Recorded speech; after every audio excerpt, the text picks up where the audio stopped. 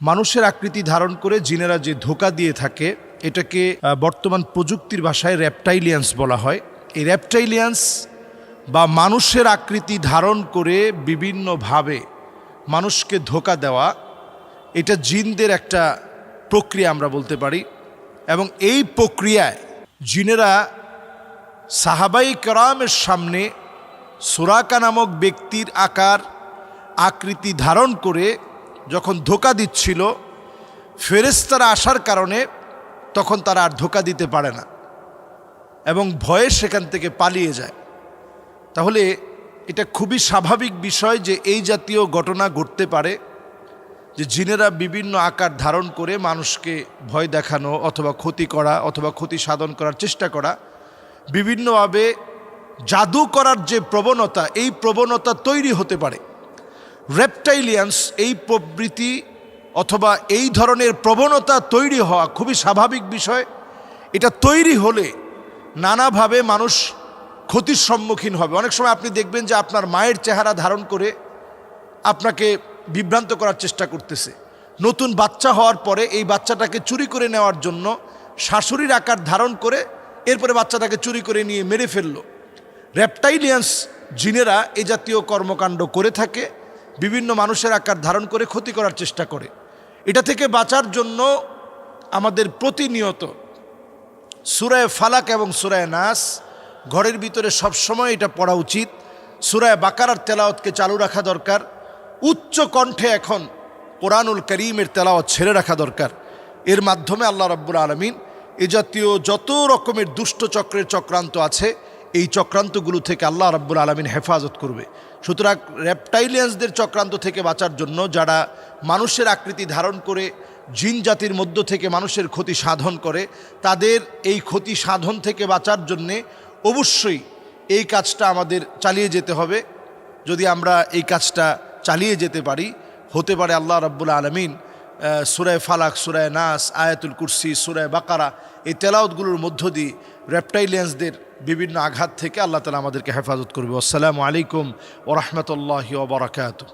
দাড়ি ধরে একজন ব্যবসায়ীকে লাঞ্ছনা করা হচ্ছে। মানিকগঞ্জের ঘিওড়ে ব্যবসায়ীর নামও হচ্ছে, যিনি দাড়িওয়ালা ছিলেন, ওই ব্যবসায়ীর নামও ছিল মানিক, দোকানের নামও মানিক টেলিকম। আপনারা নিশ্চয়ই দেখেছেন। যেই লোকটা ওনাকে এসে মারধর করছে এবং দাড়ি ধরেই মারধর করছে এবং দাড়ি নিয়ে গালি দিচ্ছে, এবং এটা শুধু আইনের আওতায় আনলে হবে না, বরং আইনের আওতায় আনার পরে যে কাজটা করেছে, এই বিষয়টা ঠিক যেভাবে মিডিয়ায় ফলাও হয়েছে যে একজন মানুষের দাড়ি ধরে সে অপমান করেছে। দাড়ি ধরে সে শুধু ওই লোকটাকে অপমান করে নাই, দাড়ি ধরে আঘাত করা মানেই হচ্ছে নবী করিম সাল্লাল্লাহু আলাইহি ওয়াসাল্লামকে অপমান করা। বাংলাদেশের মতো একটা মুসলিম দেশে 95% মুসলমানদের দেশে দাড়ি ধরে কোনোভাবে অপমান অপদস্থ করা মানে সমস্ত মুসলমানদেরকে বৃদ্ধাঙ্গুলি দেখানো। এটা পরিষ্কারভাবে এই বিষয়ে সজাগ সচেতন থাকা দরকার। যদি এখনো আমরা এই বিষয়গুলো না বুঝি, কবে বুঝবো আমরা বলেন? একজন মানুষকে সে দাড়ি ধরে টানতেছে এবং অপমান করতেছে। নবী সাল্লাল্লাহু আলাইহি সাল্লাম হাদিসের ভিতরে পরিষ্কার বলেছেন, ফামান রাগিবান সুন্নতি ফালাইসা মিন্নি, যে আমি নবীর সুন্নতকে অবজ্ঞা করে সে আমার দলভুক্ত না। আর দাড়ির হুকুম সমস্ত চার ফুকাহায়ে কেরাম, 4 মাযহাব অনুযায়ী দাড়ির হুকুম ওয়াজিব। দাড়ি মুন্ডানো হারাম।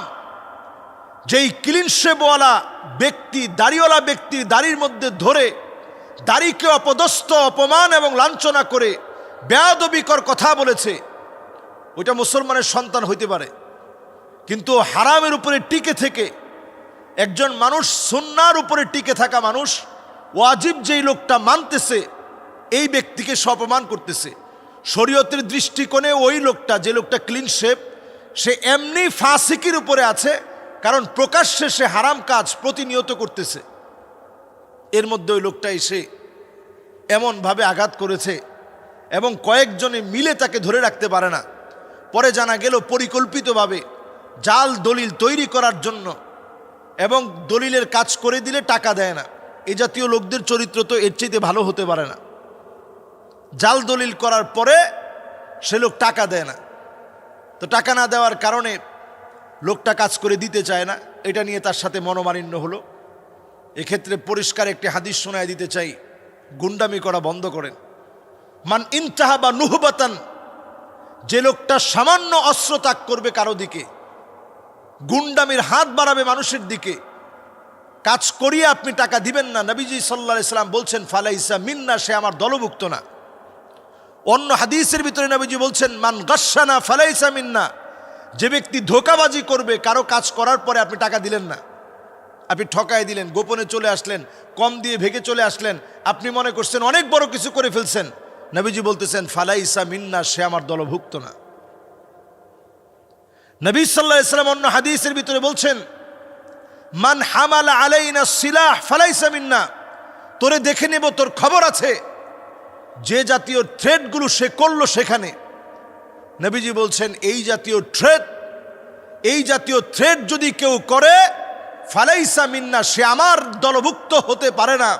আমি নবীর দলভুক্ত যদি হতে হয় তাহলে অবশ্যই নবীর উম্মতের মতো হয়ে চলতে হবে। নবীজি সাল্লাল্লাহু আলাইহি সাল্লাম বলছেন ইয়াকুম ওয়ায-যুলম ফাইন্না যুলমা যুলুমাতুন ইয়াউমাল কিয়ামাহ, জুলুম করা থেকে বেঁচে থাকো, কারণ তুমি যদি জুলুম করো আল্লাহ রাব্বুল আলামিন তোমাকে মাফ করবে না, জাহান্নামের অন্ধকার তোমাকে গিলে খাবে। কোরআনুল কারীম আল্লাহ রাব্বুল আলামিন জানিয়ে দিলেন ওয়ালা তারকানু ইলাল্লাযীনা যালামু ফাতামাসসাকুমুন নার। এই আয়াত নাজিল হওয়ার পরে নবীজির চুল পেকে গেছে। আল্লাহ তাআলা বলছেন জালেমের সহযোগী হইও না।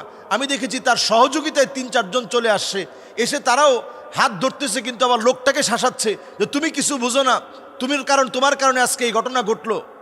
যারা শাসাচ্ছে তারা কত বড় অন্যায় করতেছে। নবীজি বলতেছেন ওয়ালা তারকানু, আয়াত নাজিল হলো নবীজির উপরে, সূরা হুদের আয়াত, নবী খবরদার জালেমদের সঙ্গী হয়েন না। ওয়ালা তারকানু ইলাল্লাযীনা যালামু ফাতামাসসাকুমুন নার, জালেমের পাশে ঠেস দিয়া দাঁড়ায়েন না, জালেমের সহযোগী হয়েন না, জালেমের হেল্পিং হ্যান্ড হতে যায়েন না। যদি হন তাহলে জাহান্নামের আগুন গিলে খাবে। নবীজি সাল্লাল্লাহু আলাইহি সাল্লাম বলছেন এই আয়াত নাজিল হওয়ার পরে শাইয়াবাতনি হুদুন, এই আয়াত নাজিল হওয়ার পরে আমি নবীর চুল পেকে গেছে। যে কয়টা চুল নবীজির পাকছে এই সূরা হুদ এবং তার পরবর্তী কয়েকটা সূরার আয়াতে কারিমা নাজিল হওয়ার পরে নবীজি ভীত সন্ত্রস্ত হতে হতে নবীজির চুল পেকে গেছে, এত পরিমাণ নবীজি ভয় পেয়েছেন। সম্মানিত হাজিরিন, এই জন্য পরিষ্কারভাবে আপনাদেরকে বলি, আমরা আমাদের জীবনে মানুষের উপর অন্যায় করা, অবিচার করা থেকে বেঁচে থাকব। আর যে অন্যায় অবিচারটা হয়েছে এর দৃষ্টান্তমূলক শাস্তি আমরা বাংলাদেশে কামনা করি। একেবারে চাক্ষুষ এই ঘটনা যেভাবে প্রচার করা হয়েছে, একজন দাড়িওয়ালার সাথে অপমান এবং অপদস্থ লাঞ্ছিত করে যে দৃশ্যপট তৈরি করেছে, তার বিচার যেন এর চাইতে বড় দৃষ্টান্ত হয়ে থাকে, কেউ যেন এই রকম দুঃসাহস করতে না পারে। আল্লাহ যেন আমাদেরকে বোঝার তৌফিক দান করেন। আসসালামু আলাইকুম ওয়া রাহমাতুল্লাহি ওয়া বারাকাতুহু।